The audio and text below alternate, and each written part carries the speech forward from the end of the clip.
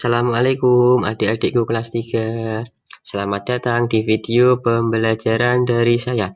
Adik-adik, nanti di video ini saya akan membagikan video pembelajaran yaitu tema 3 benda di sekitarku, subtema 1 aneka benda di sekitarku pada pembelajaran yang pertama. Mari adik-adik kita belajar bersama-sama. Ya, adik-adik, setiap hari kita melihat aneka benda di lingkungan sekitar. Benda-benda itu dapat membantu aktivitas kita sehari-hari. Benda-benda di sekitar kita beraneka bentuk dan warnanya. Ada benda yang berukuran besar dan ada juga yang berukuran kecil. Ayo adik-adik kita perhatikan benda-benda di sekitar kita. Bagaimana bentuk, warna, dan ukurannya. Ya, adik-adik, setiap hari kita pasti menemukan benda-benda di sekitar kita. Nah, benda-benda itu pasti berbeda-beda macam bentuk, ukuran, dan warnanya. Ya, adik-adik, sebelum kita mempelajari berbagai macam bentuk, ukuran, dan warna benda, alangkah baiknya kita mencari tahu apa itu benda. Jadi, apakah benda itu? Di sini ada manusia, hewan, dan tumbuhan. Manusia, hewan, dan tumbuhan ini termasuk kategori benda. Kemudian di sini ada batu, gelas, dan buku. Batu, gelas, dan buku ini juga termasuk kategori benda.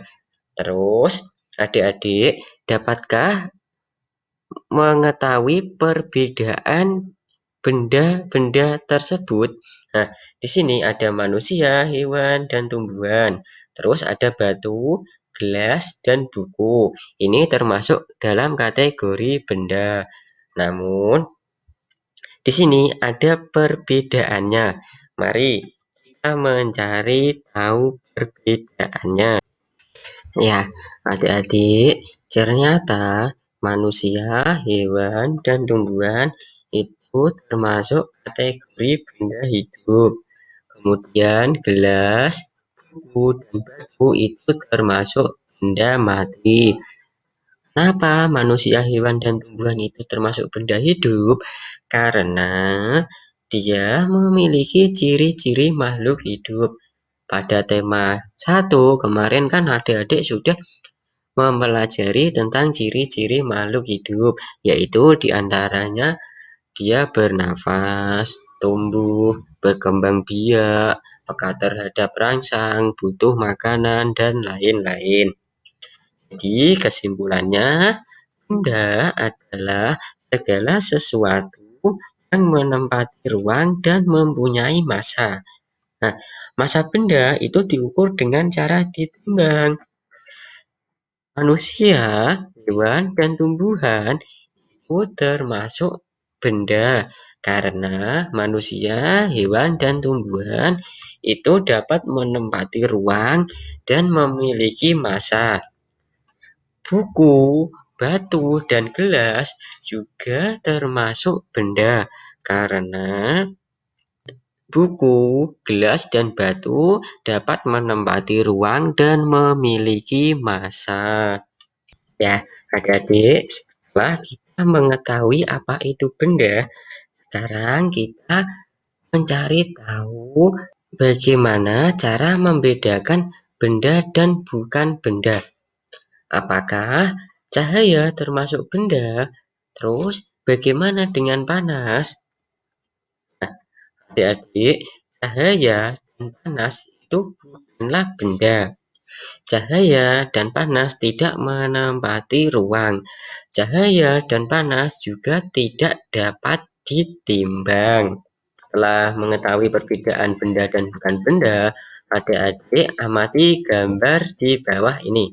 Di sini ada panas. Panas ini tidak bisa ditimbang dan tidak dapat menempati ruang. Maka panas ini bukan termasuk benda. Terus minyak goreng. Minyak goreng ini dapat menempati ruang dan dapat ditimbang. Maka minyak goreng termasuk benda. Terus cahaya lampu ini tidak memiliki massa.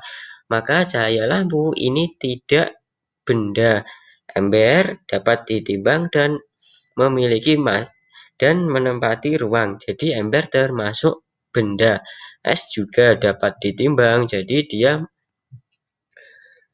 merupakan benda. Kemudian udara atau balon ini termasuk benda. Adik-adik, udara itu termasuk golongannya benda karena udara dapat menempati ruang dan memiliki massa, walaupun massa udara sangatlah ringan. Terus suara ini bukan termasuk benda karena dia tidak memiliki massa dan tidak dapat ditimbang. Kemudian radio ini dapat ditimbang, jadi dia termasuk benda. Hewan juga dapat ditimbang dan menempati ruang, jadi dia termasuk benda. Terus panas dan cahaya kalau tidak termasuk benda, maka apakah panas dan cahaya itu? Adik-adik, panas dan cahaya itu termasuk golongannya energi, bukan benda. Nah, ini ya, tidak benda kita lingkari. Di sini ada panas, cahaya lampu, dan suara.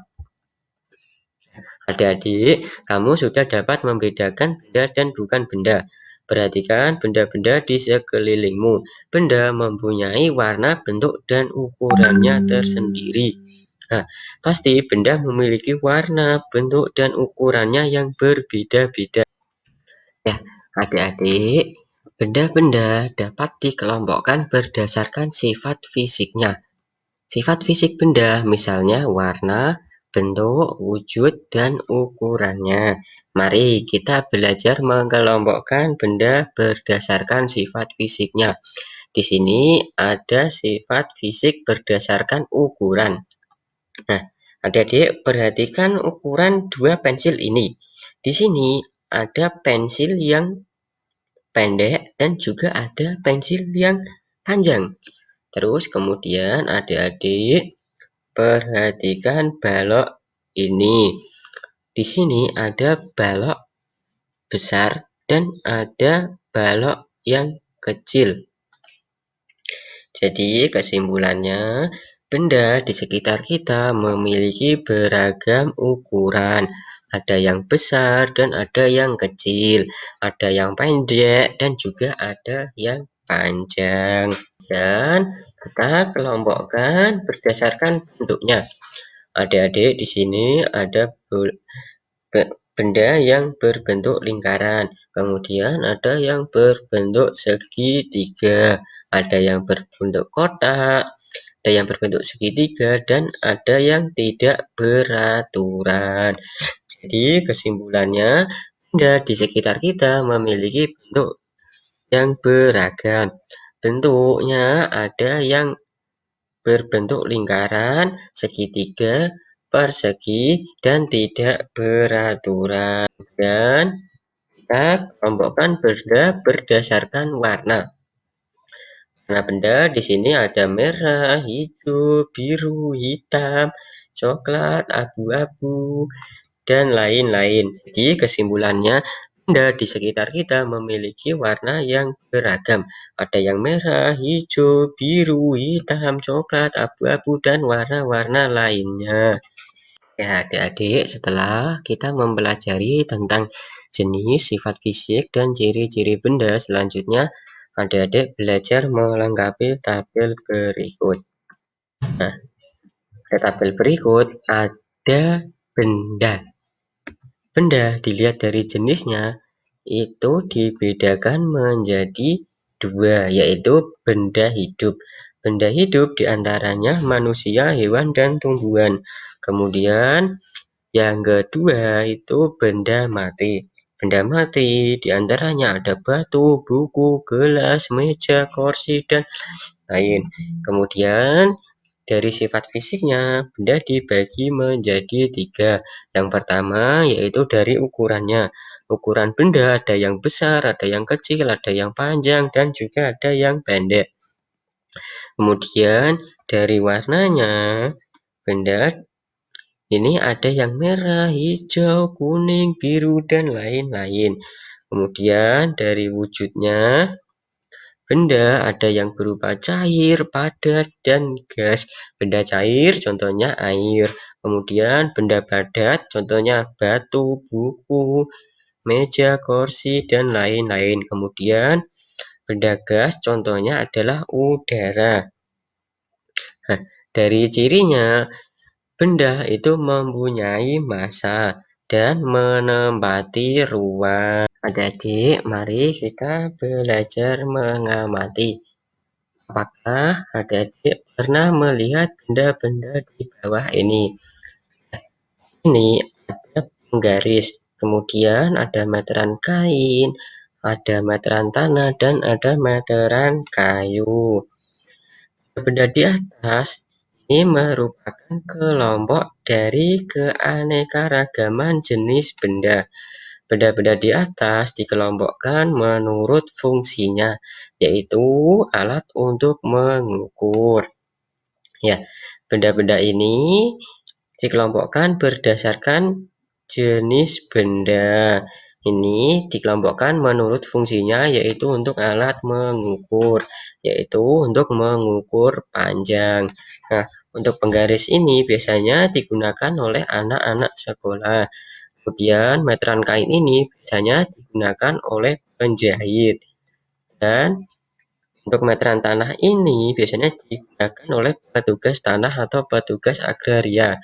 Kemudian meteran kayu ini biasanya digunakan oleh para tukang untuk mengukur panjang.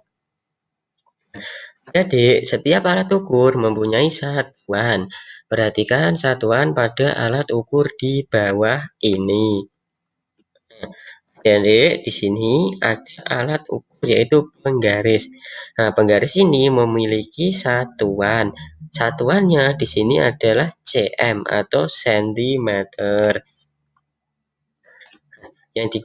Satuan yang digunakan dalam penggaris ini adalah cm. Nah, untuk satuan panjang sendiri itu banyak. Di antaranya ada kilometer, hektometer, dekameter, meter, desimeter, sentimeter, dan milimeter. Ya, adik-adik, selanjutnya kita akan berlatih. Ini kita akan berlatih bagaimana cara menggunakan penggaris untuk mengukur. Perhatikan pengarahan dari gurumu. Kemudian tentukan hasil pengukuran pada gambar benda di bawah ini. Jadi di sini ada penghapus. Untuk mengukur benda, pastikan ujungnya ini berada di angka 0.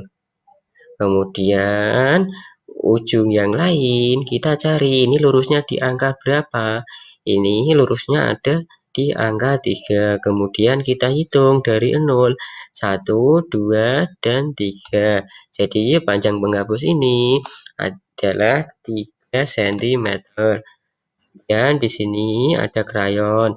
Krayon ini ujungnya berada di lurus di angka 0. Kemudian ujung yang lain lurus di angka 7. Kita hitung 1, 2, 3, 4, 5, 6, 7. Jadi panjang krayon ini adalah 7 cm. Kemudian krayon yang biru ini ujungnya dia lurus di angka 0. Kemudian ujung yang lain dia lurus di angka 10.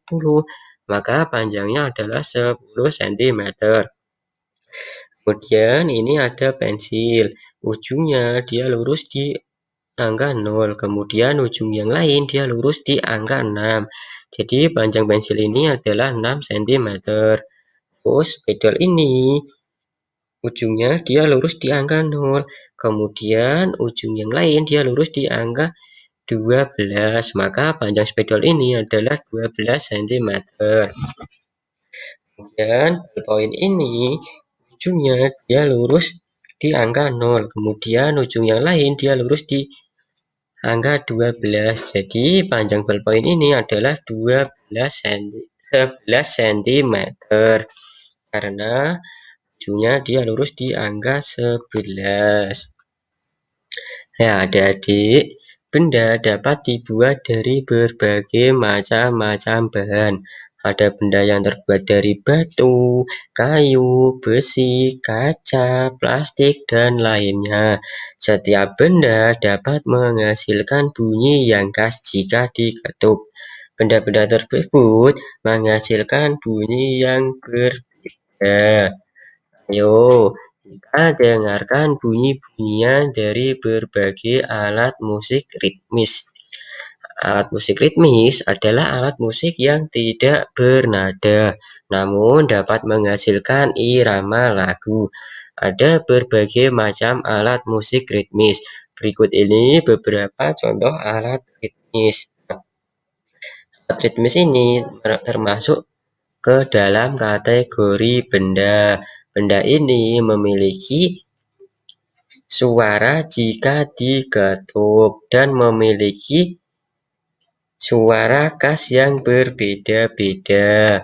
Ini ada gambar triangle. Kemudian ini ada tamborin. Terus ada maracas, kastanyet, dan gendang. Adik-adik, mari kita mendengarkan contoh alat musik ritmis.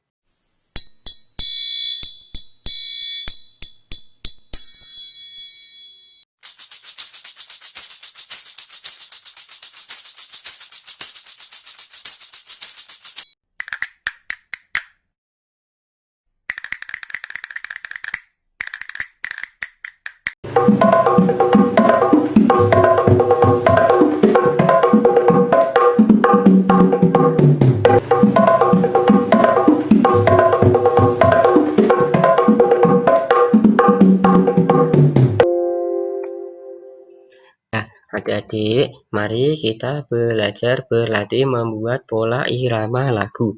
Caranya dengan menggunakan alat musik ataupun dengan tapukan tangan. Nah, di sini berlatihlah memukul pola ketukan berirama dengan menggunakan simbol berikut. Adik-adik nanti bisa menggunakan benda-benda di sekitar. Nah, di sini adik-adik bisa menggunakan meja, galon, kentongan, ataupun ember. Jadi nanti ketika gurumu mengangkat 5 jari, adik-adik mengetuk dengan kuat. Kemudian jika gurumu mengangkat 2 jari, maka adik-adik mengetuk dengan sedang. Dan ketika gurumu mengangkat 1 jari, maka adik-adik bisa mengetuk dengan lemah. Nah, selain menggunakan alat musik, adik-adik bisa menggunakan tepukan tangan untuk membuat pola irama lagu.